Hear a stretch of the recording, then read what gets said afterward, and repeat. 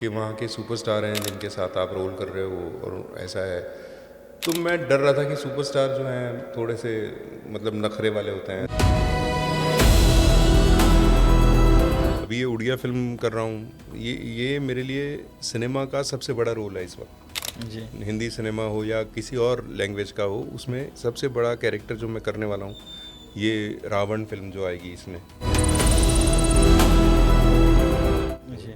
इसमें अनुभव मोहंती हैं, यहाँ के सुपरस्टार हैं। ओ, अभी आपने रिवील कर दिया तो आप रावण में। अच्छा, रावण आपको पता था बन रहा है? हाँ, रावण बन रही है, पर कब बन रही है, कब आएगी, कुछ रिवील नहीं हुआ था।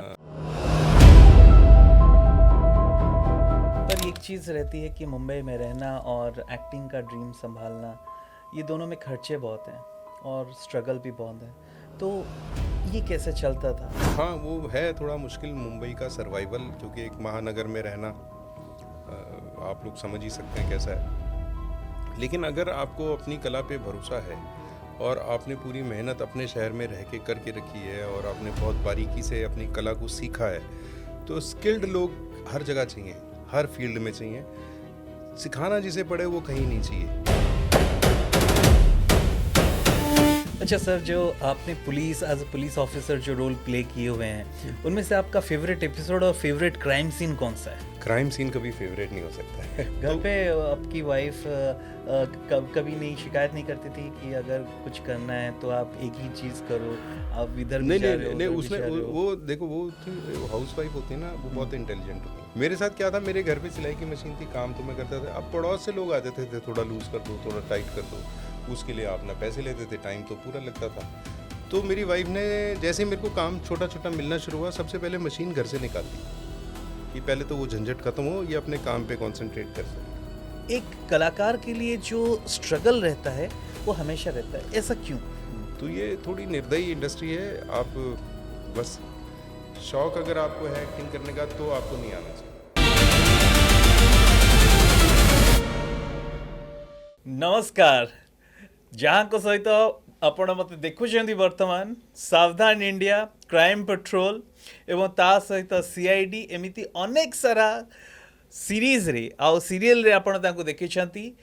आम देशर घरे घरे परिचित चेहरा, जेतेबेले भी कौनसी गोटे अपराध घटे से समय रे पुलिस आसी पहुँचे। आ जो पुलिस को देखले आमर पुलिस सिस्टम उपरे भरोसा चली आसे।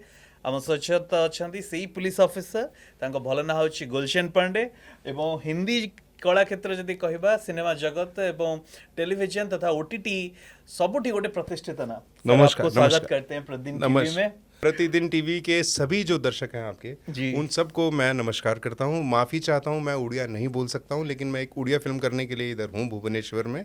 जी सर, और पहले तो हम बोलना चाहेंगे जय जगन्नाथ। जय जगन्नाथ, जय जय आप जगन्नाथ। जगन्नाथ धाम में आप पधारे हैं, तो आप जगन्नाथ जी के दर्शन अभी तक कर चुके हैं या करने वाले हैं? ये मेरा भाग्य है, बहुत प्रबल है। मैंने इस बार तो नहीं गया हूँ। मैं जब लास्ट टाइम आया था तो मैं गया था जगन्नाथ जी, बड़ा ही आनंद हुआ वहाँ जाकर। बहुत बहुत वहाँ तो ईश्वर की साक्षात कृपा बरस रही है। आप लोग भाग्यशाली हैं कि उस पावन भूमि पे रहते हैं जहाँ भगवान जगन्नाथ हैं। जी जी। तो सर, जैसे आपने अभी रिवील कर लिए हैं कि आप एक उड़िया मूवी में आने वाले हैं, तो ये मूवी के बारे में कुछ बताइए। ये ना, मूवी के बारे में अभी कुछ ज़्यादा मैं बोल नहीं सकता हूँ। जी बस ये बोलूँगा कि बहुत ही मेहनत से और बहुत ही यूनिक एक फ़िल्म आने वाली है। आप लोग देखेंगे, आपको बहुत मज़ा आएगा। और मैं बहुत एक्साइटेड हूँ इसलिए कि जो मेरा किरदार है इस फिल्म में, जो मेरा कैरेक्टर है, वो भी लाजवाब है, बहुत अच्छा अच्छा, है। ये बात बताइए, आप क्या उसमें पुलिस ऑफिसर का रोल प्ले कर रहे हैं?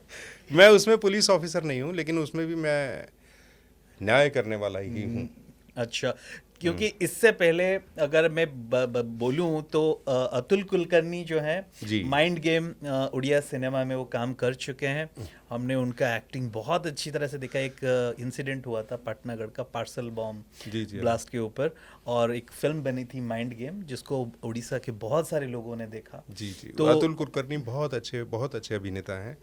और मैंने सुना पुनीत इस्सर सब भी आए हैं। जी, पुनीत इस्सर सर भी आ चुके हैं उड़ीसा, और भी और आपका यात्रा होता है उसमें शक्ति कपूर भी आए हैं। शक्ति, वो तो बहुत पहले की बात है। और इवन आशीष विद्यार्थी जी, जी, एक जी। मूवी बनी थी काली शंकर, बहुत टाइम हो गया है, जी हाँ, जी उसमें हाँ। भी आके काम कर और चुके मैं हैं। अभी स्टार प्लस का एक शो करता था, ये है चाहते हैं, जी उसमें हमारे साथ रोल करती थी मैडम इंदिरा कृष्णन जी, बड़ी अच्छी आर्टिस्ट हैं। जी, तो उनकी एक बहुत पुरानी फिल्म थी उड़िया, ओके। तो अगर आप यूट्यूब पे डालेंगे, वो बहुत बड़े स्टार हैं जिनके साथ वो हीरोइन थी। और एक चीज, आपने कमांडो 2 में भी एक्टिंग किया हुआ है, तो प्रेम परिजा जो कमांडो 2 जो सीरीज था, उसके जो प्रोटैगनिस्ट हैं वो भी उड़ीसा से ही हैं। अरे वाह वाह वाह, मैं एक्चुअली बहुत छोटा सा अपीयरेंस था मेरा कमांडो 2 में। जी तो वो हैकर को एक बोल के मैं किसी का अकाउंट हैक कराने वाला सीन था, अच्छा था, मगर बहुत छोटा सा था, तो मैं मिल नहीं पाया। छोटा हो या बड़ा, आप हमेशा हमारे दिल में हैं।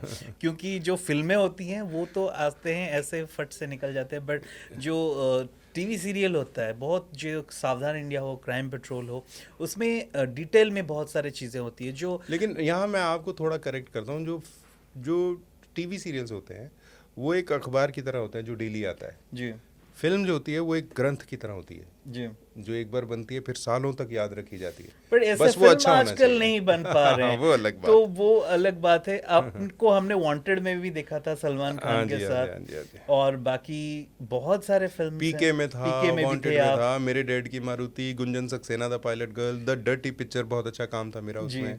फिर मेरे डैड की मारुति, फिर ये आपकी खेले हम जी जान से, आशुतोष ग्वारिकर जी सर जी की जी बहुत जी अच्छी जी, पिक्चर थी। अभिषेक बच्चन हाँ जी, हाँ की। जी। तो सर मैं ये पूछना चाहूँगा कि बहुत सारे फिल्मों में आपने काम किया, आपने टीवी में भी काम किया, ओटीटी में भी काम किया है। तो एक आर्टिस्ट का जो स्ट्रगल होता है, हमने देखा है बहुत सारे आर्टिस्ट जो एक जो बोलते हैं ना कि जो स्ट्रगल कभी ख़त्म नहीं होता। अच्छा टैलेंट है, सब है, बट फिर भी वो हिंदी फिल्म हो या उड़िया फिल्म हो, एक कलाकार के लिए जो स्ट्रगल रहता है वो हमेशा रहता है। ऐसा क्यों? हमारे साथ प्रॉब्लम क्या होती है सर, हम जो कलाकार होते हैं वो सिर्फ कला ही में ही काम कर सकते हैं, हम किसी और काम की एक एक्स्ट्रा होना चाहिए वो नहीं होता है। जैसे मैं जब बॉम्बे गया था तो मेरे पास पैसे नहीं थे, मैं बहुत गरीब परिवार से था, तो मेरे को क्या करना पड़ा, मैंने लेडीज़ ड्रेसेस को सिलना सीखा, मैं मशीन लेके गया, पैसे भी 3,000 रुपये थे जब मैं मुंबई गया उसके लिए। तो मैंने, लेकिन आप जब उसको प्लान बी बना लेते हो किसी भी चीज़ को, तो फिर आप ए पे अपने काम ही नहीं कर सकते, फिर आप बी पे लग जाते हो, क्योंकि बी आपको हेल्प करने लगता है। फिर आप, क्योंकि हमारा ह्यूमन टेंडेंसी ऐसी है कि जहाँ से मदद मिलने लगे फिर हम उसके ही हो जाते हैं।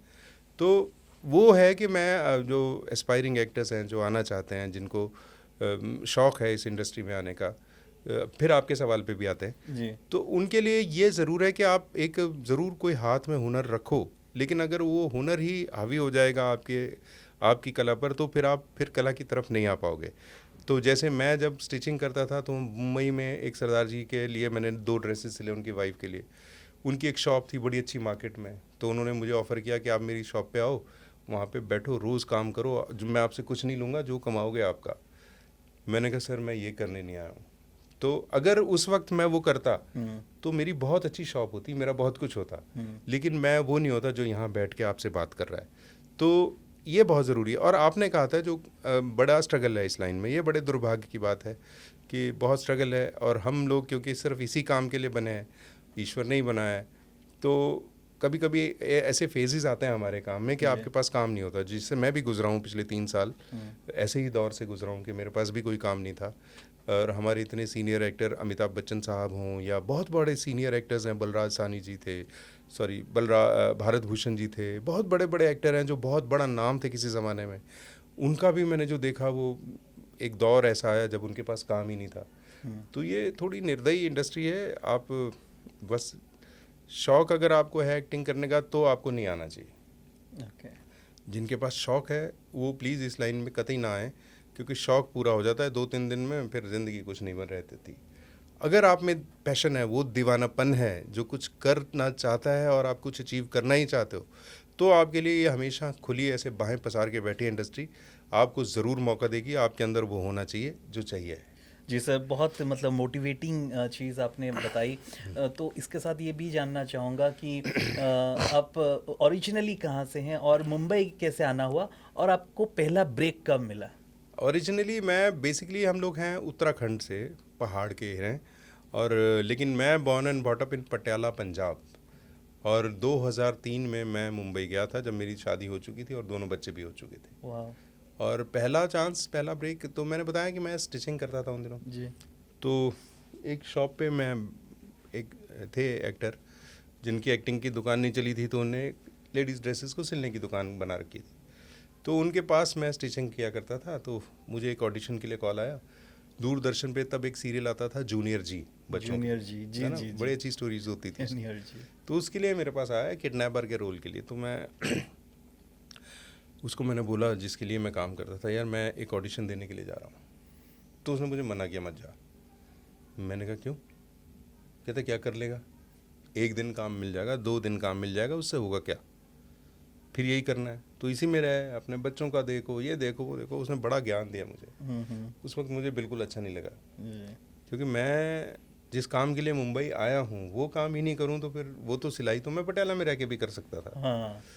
तो मैं गया, मैंने ऑडिशन दिया और मैंने वो रोल किया, पहला ही ऑडिशन मुंबई का। और पहले ही ऑडिशन में वो 2-3 दिन का ही काम था, किडनैपर का ही रोल था बस। तो ऐसे ही चलता रहा धीरे धीरे कारवां। तो सर एक पर्सनल चीज़ पूछना चाहूँगा, तो आपकी जो पहली जो कमाई थी एक्टिंग से, हाँ। जूनियर जी का वो जो किडनैपर रोल करके, वो कितना रुपए था? वो थी 1600 रुपये, 1600 रुपये, 3 दिन का? 2 दिन का। 2 दिन का। तब मतलब ये तो मतलब मैं बच्चा मतलब था, थी वो 2000। मैं स्कूल में पढ़ता था जब जूनियर जी आता था। तो इट्स लाइक बहुत सालों पहले की बात है। बहुत साल पहले, 2003 की बात है। तब 1600 रुपये मतलब कितने होते थे? तब भी 1600 ही होते थे। नहीं मतलब मतलब वैल्यू उसकी उसका। वैल्यू क्या थी? उसकी वैल्यू होगी आज के 600 रुपये के बराबर होगी। या मैं उतना मैथमेटिक्स में मैं नहीं एक्सपर्ट हूँ, लेकिन हाँ वो 1600 रुपये तब मेरा घर का किराया 1000 रुपये होता था, क्योंकि मैं एक छोटी सोसाइटी में रहता था, वैसी वाली जगह। तो 1600 थे, ठीक थे, घर का राशन आ जाता था। कितने खुश थे आप मैं जब पैसे के लिए खुश नहीं था। जब हाँ, काम आया? वो जब आप, देखा। हाँ, जिस काम के लिए आप गए हो और उसमें आपका ऑडिशन होता है, फिर उस ऑडिशन से आपको वो काम मिलता है, तो आपको लगता है आज आपने कुछ अर्न किया है अपनी लाइन में। तो जो वो फीलिंग आती है, उससे जो कॉन्फिडेंस आता है, वो आपको आगे जाके बहुत काम करता है। वो 1600 रुपये उस वक्त के लिए चाहे जो भी थे, लेकिन उन 1600 रुपये से जो मुझे कॉन्फिडेंस मिला था, जब डायरेक्टर ने आपके काम को अप्रिशिएट किया, आपको बोला अच्छा किया, तब वो सारी चीज़ें जो है ना हमको आगे काम आती रहती हैं। तो फिर उसके बाद जर्नी कैसी आगे बढ़ी? उसके बाद जर्नी चलती रही, थोड़ा थोड़ा ऐसे ही मैं काम करता रहा और ये आता रहा। फिर घर पे रह के सिलाई करने लगा, लोग मुझे काम दे जाते थे, घर पे ही करने लगा। मैं एक ड्रेस डिज़ाइनर है वहाँ की, हमारे मराठी इंडस्ट्री की, तो उनके लिए मैं सिलता रहा। फिर मुझे धीरे धीरे काम मिलना शुरू हो गया टीवी में, छोटे छोटे रोल्स, बहुत छोटे, वो जो फिलर्स होते हैं ना, कभी सिक्योरिटी गार्ड हूँ, कभी नौकर हूँ, कभी कुछ हूँ, ऐसे ही छोटे वाले ही रोल मिलते थे।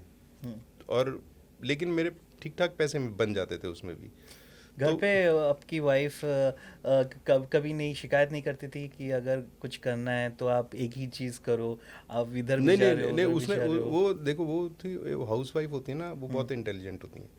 मेरे साथ क्या था, मेरे घर पे सिलाई की मशीन थी, काम तो मैं करता था। अब पड़ोस से लोग आ जाते थे, थोड़ा लूज़ कर दो, थोड़ा टाइट कर दो, उसके लिए आप ना पैसे लेते थे, टाइम तो पूरा लगता था।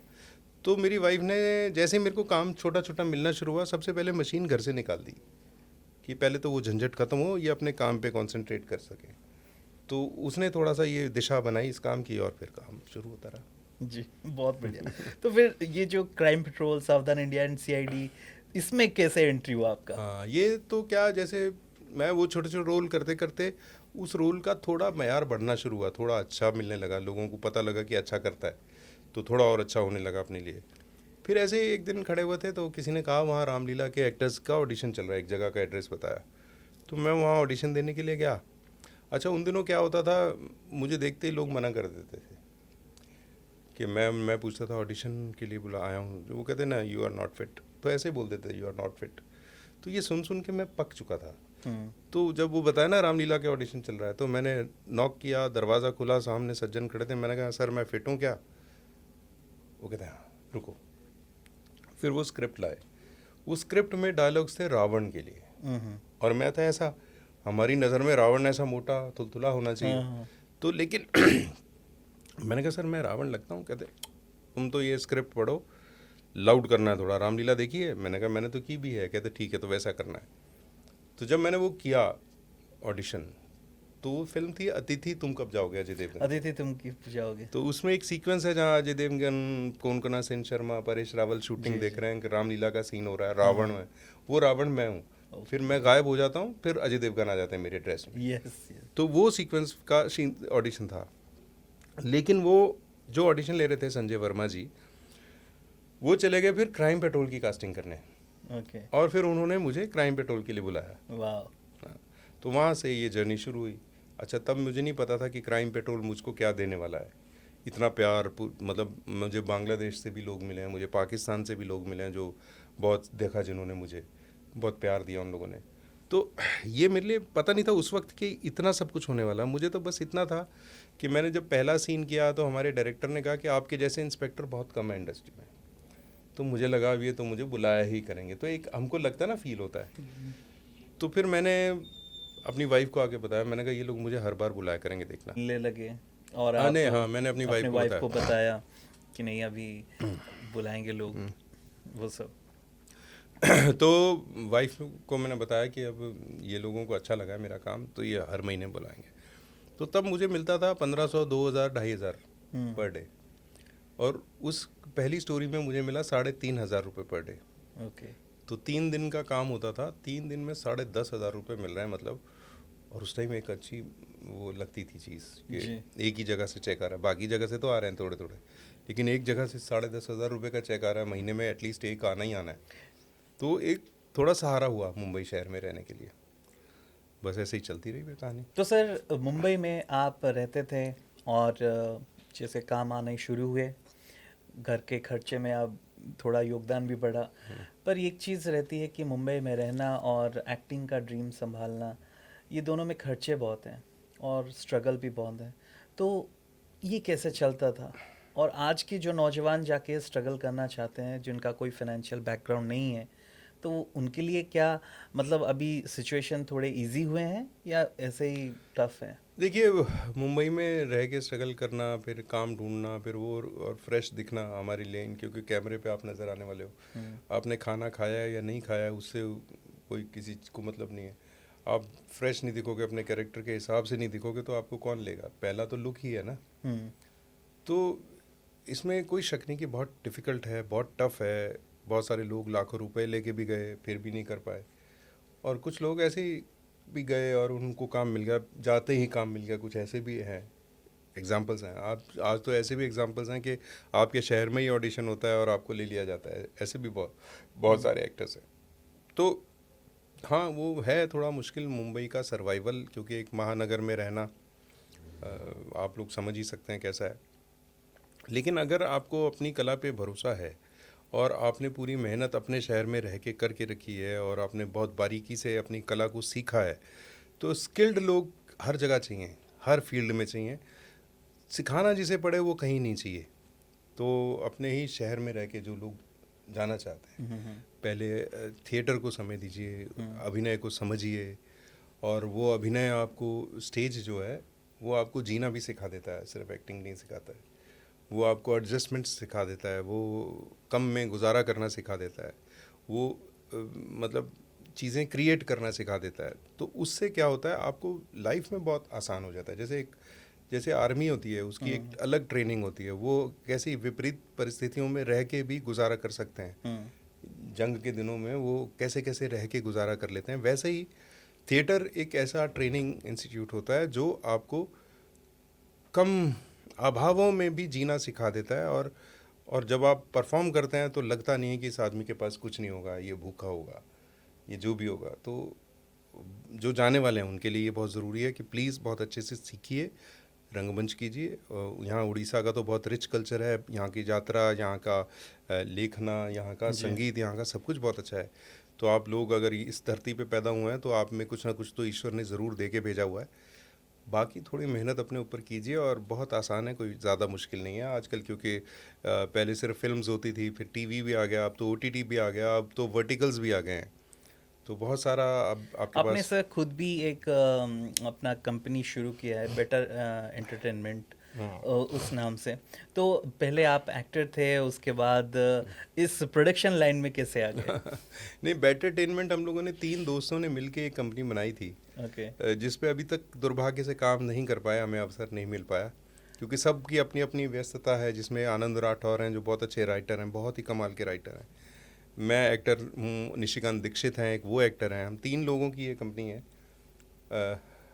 बहुत सारी प्लानिंग्स हुई थी, फिर फंड्स को लेके रुक गए, क्योंकि कोई भी चीज़ बनाना कोई आसान काम नहीं होता है। तो अभी फ्यूचर में ज़रूर कुछ ना कुछ अच्छा बनाएंगे, हम लोग लगे हुए हैं, तैयारी कर रहे हैं। जब आप देखते हैं बहुत सारे फिल्म्स आते हैं, जैसे ज़्यादातर सलमान खान के या शाहरुख खान के, तो वो बहुत हिट होते हैं और बहुत सारे पैसे कमाते हैं। पर कभी कभी नॉर्मल सी ज़्यादा इतने टॉप रेटेड एक्टर भी नहीं होते, पर फिल्म अच्छी बनती है और कंटेंट भी ज़्यादा चलता है, जैसे स्त्री हो गया, स्त्री 2, और बाकी जो छोटे छोटे बट फिल्म्स हैं, ज़्यादा अच्छा भी परफॉर्म किया है। तो ये जो मुंबई में फिल्म बनाने के लिए जो फंड्स और जो बड़े एक्टरों को लेके उनके डेट्स ना मिलना, ये कितना बड़ा हेडेक होता है, या मतलब बस ऐसे ही फिल्म बनती है?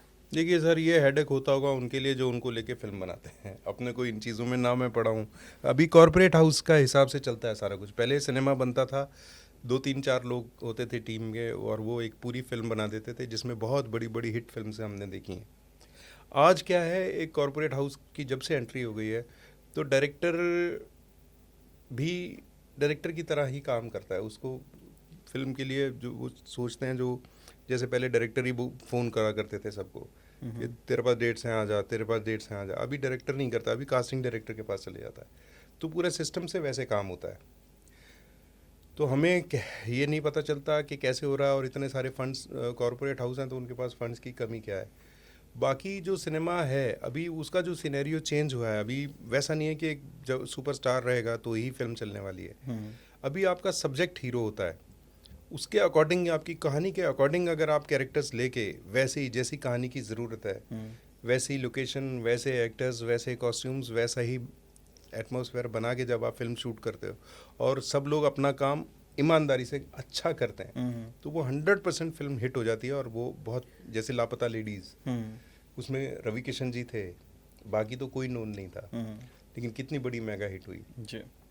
तो सब्जेक्ट अच्छा है, स्टोरी अच्छी है, और उस पर अच्छे से काम हुआ है, तो वो पिक्चर 100% चलेगी। तो अगर जैसे हमने देखा है कि मुंबई में भी फिल्म बनती है और बाहर भी फिल्म बनाते हैं, अब तो पैन इंडिया रिलीज़ होती है, तो जो बहुत सारे एक्टर्स हैं, जैसे आपका भी ड्रीम है खुद का बनाना और ये बनाना, तो उनके लिए जब वो सोचते हैं कि नहीं, उनके कंपैरिजन में बड़े बड़े प्रोडक्शन हाउसेस, कॉर्पोरेट हाउसेस हैं, तो क्या ऐसा जो एक पर्सन जिसका एक ख्वाब है कि नहीं मैं भी फिल्म बनाऊंगा, उसके लिए रोड मैप ईजी है या टफ रहता है? बिल्कुल इजी नहीं है साहब, क्योंकि एक छोटे जो मेकर्स हैं, पहले सिंगल स्क्रीन थिएटर होता था, तो थोड़ा इजी था, तब फिल्म बना के खुद ही रिलीज़ हो जाती थी।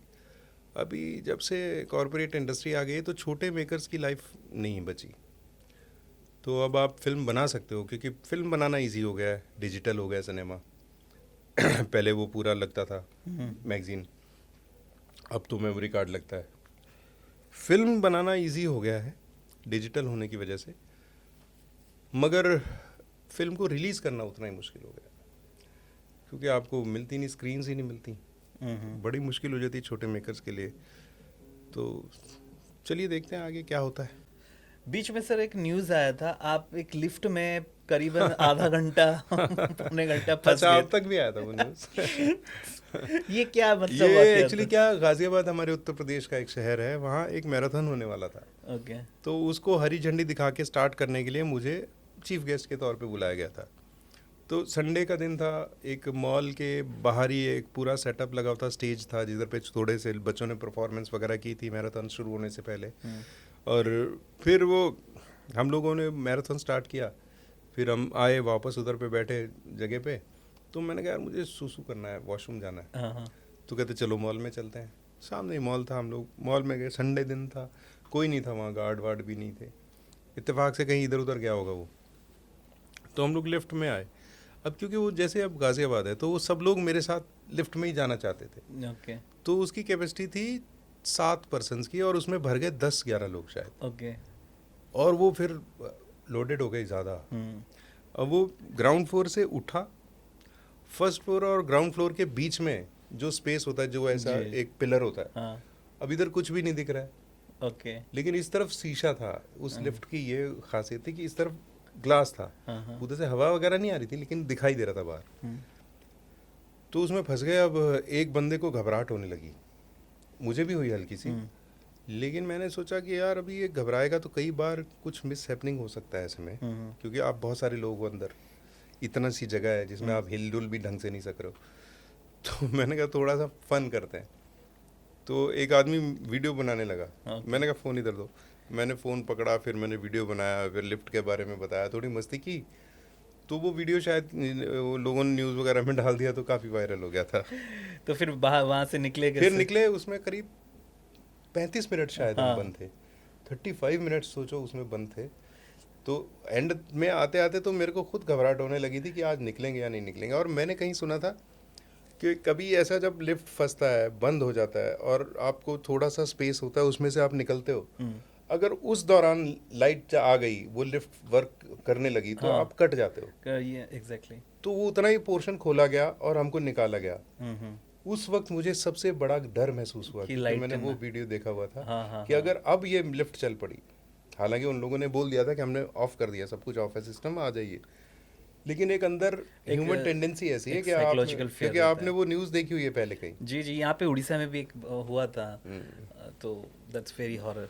अच्छा, जब सावधान इंडिया और जो आप पुलिस के लिए आप प्रिपेयर करते थे, तो वो कैसा रहता था? आप मेथड एक्टिंग करते थे या कोई रियल पुलिस ऑफिसर जिनको देख के आप अपने अंदर वो रुबाब लाते थे या मैं आपको बताऊं सर, ये सारी चीज़ों में मैं कभी पढ़ा नहीं हूँ, मुझे ऐसा लगता है, क्योंकि मैं एक्टिंग के मामले में अनपढ़ हूँ, वैसे भी बीए फेल हूँ।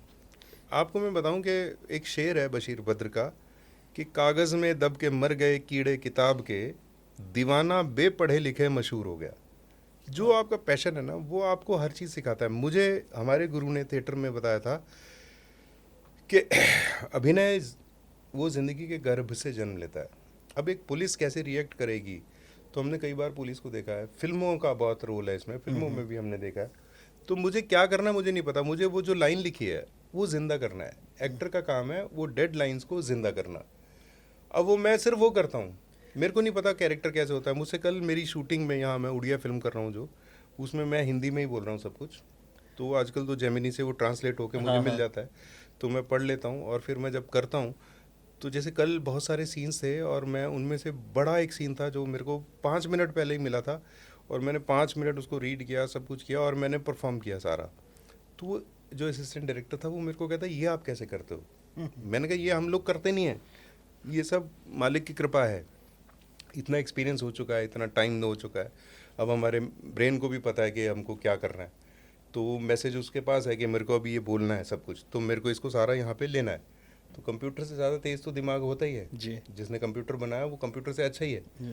तो ये हम लोग सोच लेते हैं कि याद नहीं होगा, ये नहीं होगा, वो नहीं होगा। और मेरा क्या काम है, मैं तो अब वो बता रहा हूँ कि मेथड एक्टिंग क्या होती है, एक्टिंग क्या होती है, या क्या होता है, मेरे को कुछ पता नहीं है। मेरे को लाइंस मिल जाती हैं, मैं उनको ज़िंदा करना है। अब वो ज़िंदा करना सिर्फ बोलने से नहीं होता है, उससे आपकी बॉडी की मूवमेंट, आपके जेस्चर्स, आपके पॉस्चर सारे उस लाइन में अपने आप होते हैं जी तो एक्सप्रेशन भी वहीं से आता है, जहाँ से फील आएगा वहीं से एक्सप्रेशन आएगा। ओके। तो बस ये है कि स्क्रिप्ट को बहुत ध्यान से पढ़ना होता है, उसको समझना होता है, जी। और वो ही आपको कर देता है सब कुछ। अच्छा सर, जो आपने police as a police officer जो रोल प्ले किए हुए हैं, उनमें से आपका फेवरेट एपिसोड और फेवरेट क्राइम सीन कौन सा है? क्राइम सीन कभी फेवरेट नहीं हो सकता है बट फिर भी जिसमें आपको चैलेंज मिला हो नहीं, challenge कि तो खैर- अपराधी पुलिस से थोड़ा ज्यादा शाना हो। नहीं, ऐसे तो सारी हर जगह अपराधी को लगता है कि वो पुलिस से ज़्यादा शाना है, लेकिन अगर ऐसा होता तो एग्जैक्टली, बट मगर जो मैं, आपने प्ले किया हो, जो कहानी- आपको इंटरेस्टिंग लगा हो जो सबसे। कहानी जो मेरे दिल को बहुत छू गई थी उस वक्त जब मैं नया नया क्राइम पेट्रोल में था, तो ये बिहार का ही एक स्टोरी थी पिंकी खाका केस, यूट्यूब पे होगा शायद, पिंकी खाका केस। वो इतना ख़तरनाक स्टोरी थी वो। एक तांत्रिक की वजह से एक फैमिली के 3 लोगों को, माँ बाप और एक बेटा, उन तीनों को वो कुल्हाड़ी पेड़ काटने वाली होती है ना लकड़ी, उससे काट दिया था। और एक बच्ची थी जो 12-13 साल की, वो घर में अंदर गई थी नमक लेने के लिए, ये लोग खाना खा रहे थे, वो नमक लेने के लिए गई थी, उसी क्षण ये लोग आए, दरवाज़ा तोड़ा, उनको काटा फटाफट, फ्रैक्शन ऑफ सेकंड्स में ये काम किया और चले गए। वो बच्ची अंदर सदमे में बैठ गई। 2 दिन तक पुलिस को भी नहीं पता, किसी को भी नहीं पता था कि उस घर में ये हुआ है। और 2 दिन वो वहीं बैठी रह गई थी और वो बिल्कुल सुध-बुध खो गई थी उस बच्ची की। और बड़ा मुश्किल से पुलिस ने उससे बुलवाया था कि कौन थे, क्या था। तो ये कहानी बड़ी अजीब थी। ऐसा भी क्राइम होता है, अंधविश्वास के चक्कर में था ये सब, क्योंकि वो तांत्रिक को क्या था, लोगों के झाड़ फूक किया करता था। कभी ऐसा सर आपको रोल मिला हो जिसमें आपको खुद रो पड़े? रो पड़े तो कहीं पे भी रो देता है इंसान, इमोशंस तो सब में होते हैं। लेकिन हाँ, ये इस कहानी में जैसे करके वो दिल को बड़ा अजीब लगता है।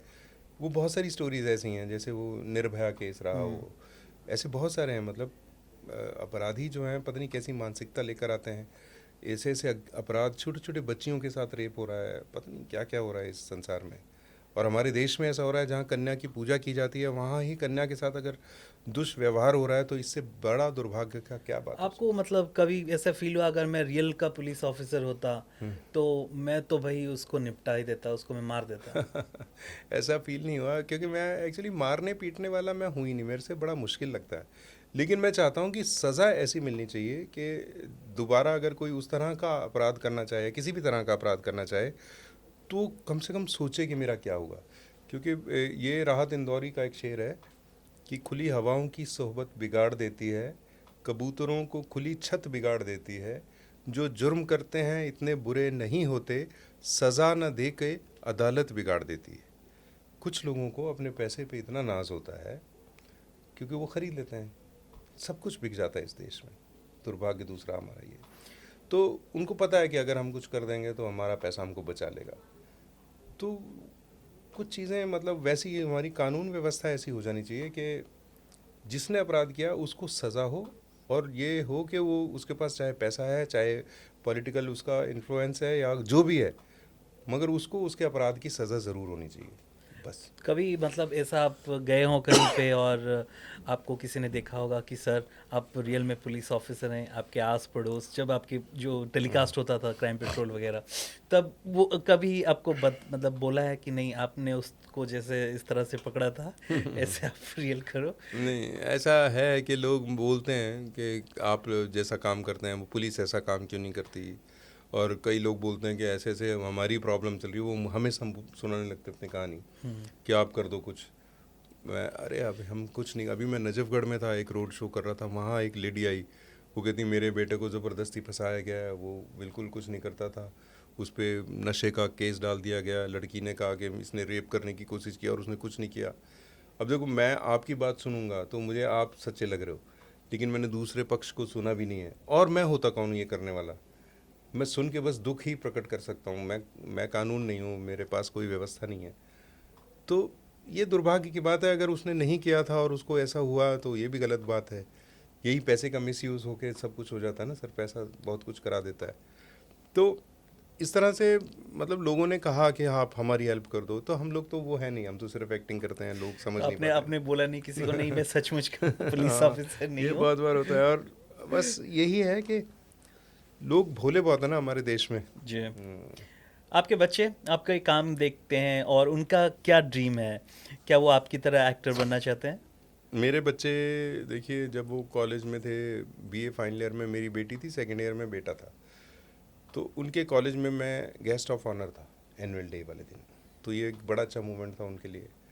फिर नेक्स्ट ईयर बेटा फाइनल ईयर में आया, तो उसके टाइम भी उन्होंने मुझे ही बुलाया, तो ये अच्छा लगा। लेकिन उसके बाद मेरे बेटे ने मुझसे कहा कि मुझे एक्टर बनना है, तो तब तक कॉमर्स कर रहा था।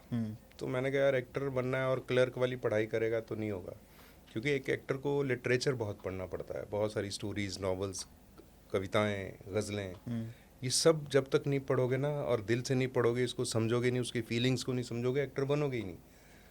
तो फिर मेरे बेटे ने बीए किया, बीकॉम नहीं किया, फिर बीए किया और बुक्स पढ़ना शुरू किया। अभी हमारे घर में बहुत सारी बुक्स हैं। तो अभी आपके बेटे when he is going to make his debut? वो कर चुका है, क्राइम पेट्रोल में बहुत सारे एपिसोड्स किए हैं उसने। ओके। हाँ उसका कभी ऐसा हुआ है कि आप दोनों का? हाँ ऐसा 3-4 बार हुआ है। मैं आपको दूंगा वो क्लिप, आप दिखा देना दर्शकों को, जिसमें मैं पुलिस हूँ और उसने मर्डर किया है शायद, ऐसी एक कहानी है और मैं उसका इंटरोगेशन कर रहा हूँ ओके। पुलिस स्टेशन में।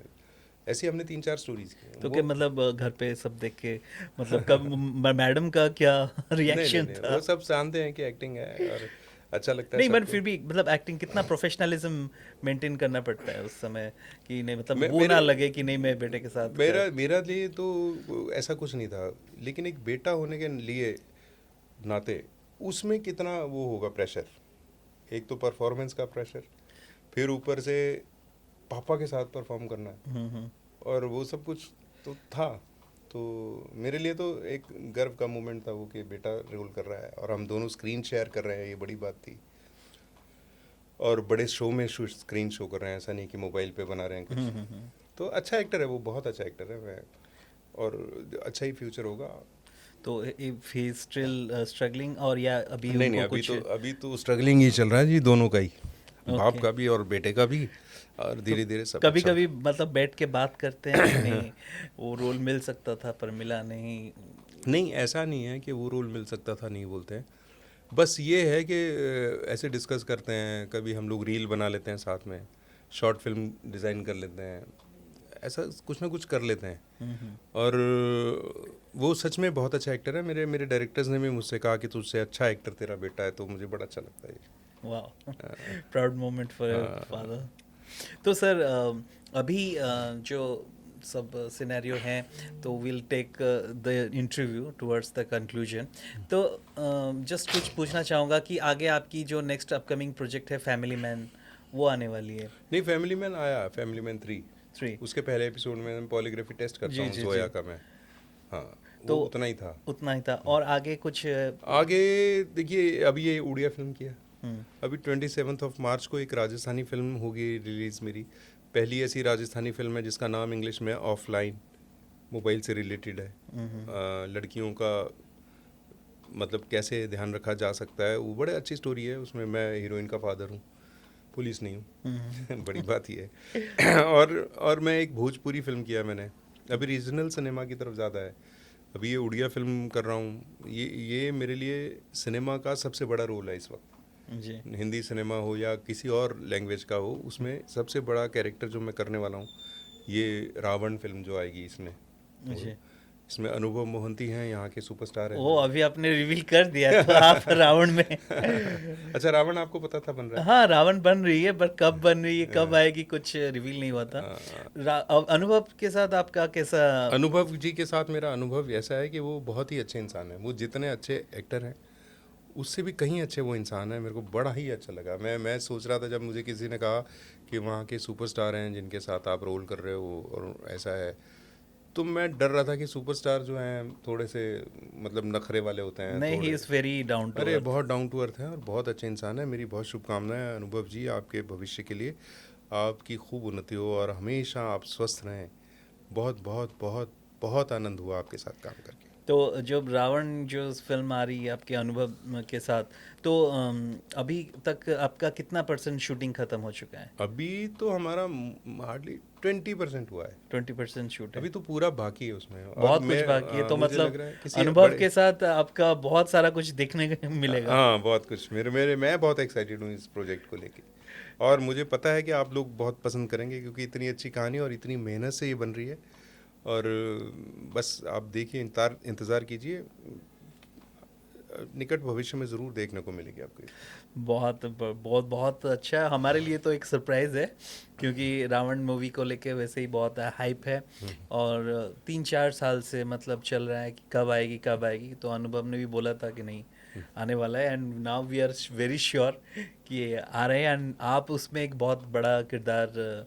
हाँ, एक बहुत अच्छा रोल, बड़ा इम्पोर्टेंट रोल, बहुत बड़ा रोल, मतलब मेरे हिसाब से बहुत बड़ा रोल। जी।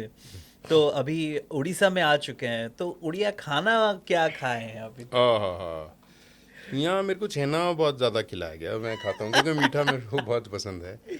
और कुछ चीज़ों के नाम मैं भूल रहा हूँ, लेकिन खाना बड़ा अच्छा होता है, बड़ा टेस्टी है। अलग हर हर जगह का अपना एक टेस्ट है। अब आप देखिए, हम जाएं साउथ में और वहाँ पे आप पराठा मांगेंगे तो वैसा नहीं मिल पाएगा। अब हम पंजाब में जाके डोसा ढूंढें, वहाँ पे वैसा डोसा नहीं मिलेगा। तो जिस रीजन में आप जाइए वहीं का खाना आप खाएंगे ना, वो जो ऑथेंटिक फूड होता है, तो वो आपको एक तो सबसे ज़्यादा आनंद देगा और मज़ा देगा, और वहीं पे उसका असली टेस्ट मिलेगा। तो यहाँ पे मैंने उड़िया खाने को बहुत एंजॉय किया। ओके। तो और बाकी उड़ीसा से और कुछ जो आपके एक्सपीरियंस अभी तक हुए हैं, और वो के मतलब कुछ अगर बताएंगे कुछ यादगार जो आपके देखो साथ मेरे को बहुत ना अच्छा हुआ होगा। मुझे यहाँ क्राइम होता है आपके, यहाँ पे तो बहुत होता है, बहुत होता है, मुझे लगता नहीं है, क्योंकि मैंने इतनी बहुत शांति दुख देखी के है। साथ कहना पड़ता है, क्योंकि क्राइम अगेंस्ट वुमेन में उड़ीसा इंडिया में नंबर 2 है। अरे राम राम राम, सो सॉरी।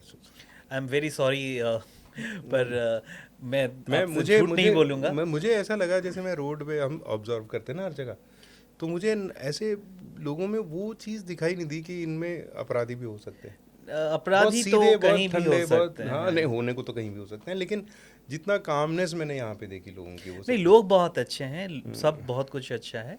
पर हाँ, ये झूठ नहीं बोलूँगा, क्योंकि मैं एज ए जर्नलिस्ट भी वही बोलूँगा कि क्राइम बहुत ड्रेडेड क्राइम्स हो रहे ये हैं यहाँ दुर्भाग्य की पे। बात है हमारे देश। और गवर्नमेंट ट्राई कर रही है, पुलिस भी ट्राई कर रही है। मैं पुलिस को नहीं करूँगा, क्योंकि नहीं बट नहीं, मैं ये बोलूँगा कि पुलिस को और ज़्यादा एक्टिव रहना चाहिए, इंटेलिजेंस को भी एक्टिव रहना चाहिए, ताकि उड़ीसा और बेटर हो सके।